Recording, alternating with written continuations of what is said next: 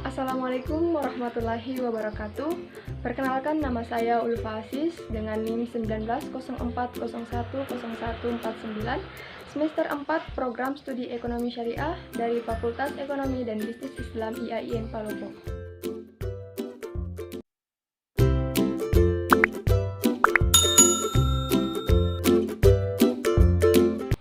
Baiklah, di sini saya akan memaparkan materi saya, yaitu tentang perusahaan go publik dan pasar modal.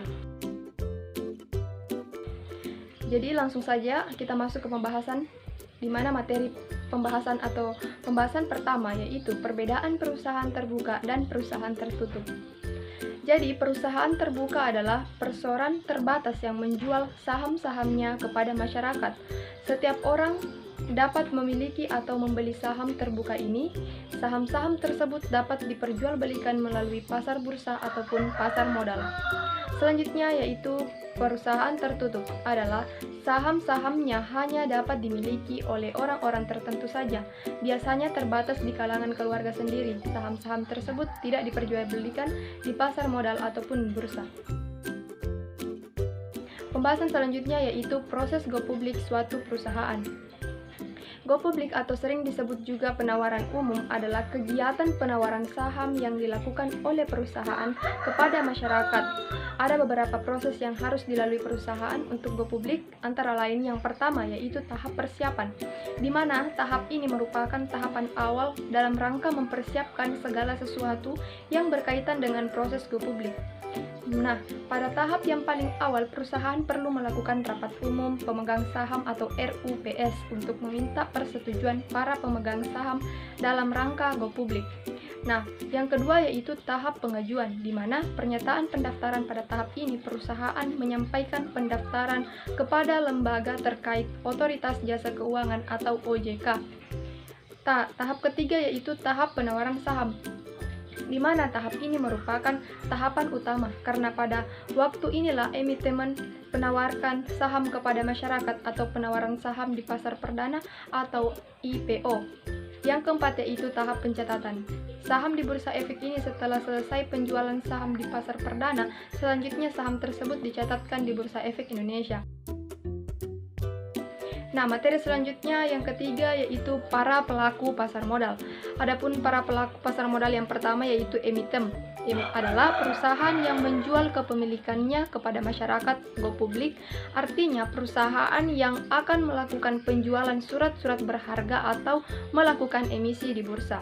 Nah, yang kedua yaitu investor. Investor adalah badan atau perorangan yang akan membeli kepemilikan atau menanamkan modalnya di suatu perusahaan go publik. Yang ketiga yaitu lembaga penunjang, di mana lembaga penunjang ini adalah lembaga yang berkait dengan dalam kegiatan pasar modal serta lembaga-lembaga swasta yang terkait sebagai profesi penunjang.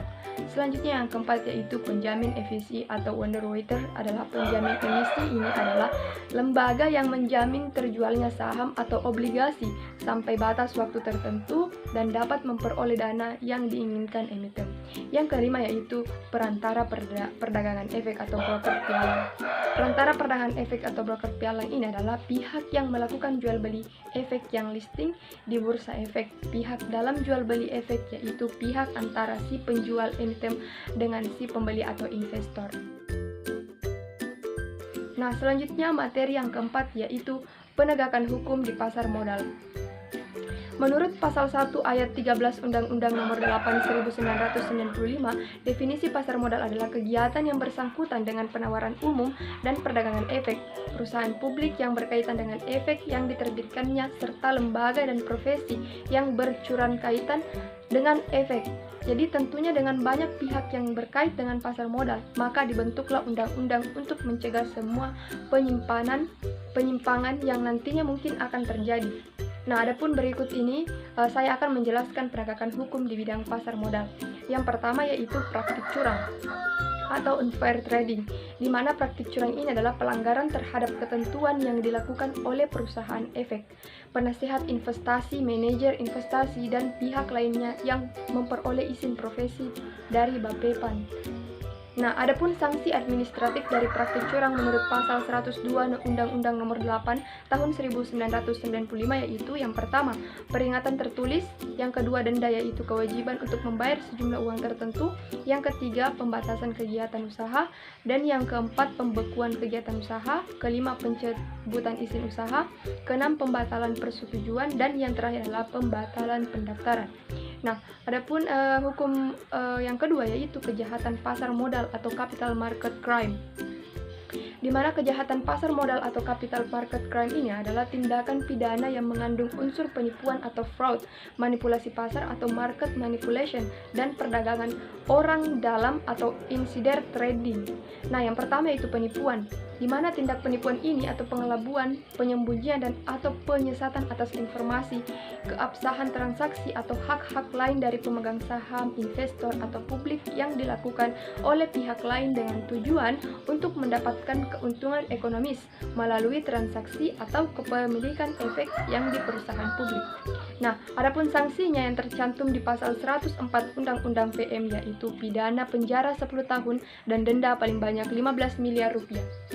Selanjutnya yaitu manipulasi pasar atau market manipulation, di mana manipulasi pasar yaitu transaksi semua yang dilakukan oleh satu atau lebih piala efek atas efek tertentu untuk dan atas nama kepentingan sendiri atau nasabah atau pihak lain yang bertujuan untuk mempengaruhi dan atau menyesatkan investor atau publik agar membeli, menjual ataupun menahan efek.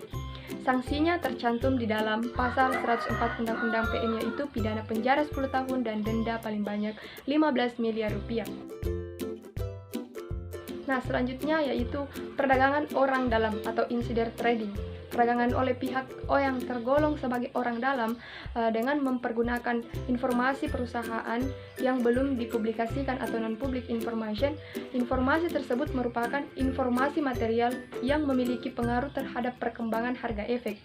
Nah, adapun sanksinya tercantum di pasal 104 Undang-Undang PM yaitu pidana penjara 10 tahun dan denda paling banyak 15 miliar rupiah. Sekian materi saya paparkan, kurang dan lebihnya mohon dimaafkan. Wabillahi taufiq wal hidayah. Wassalamualaikum warahmatullahi wabarakatuh.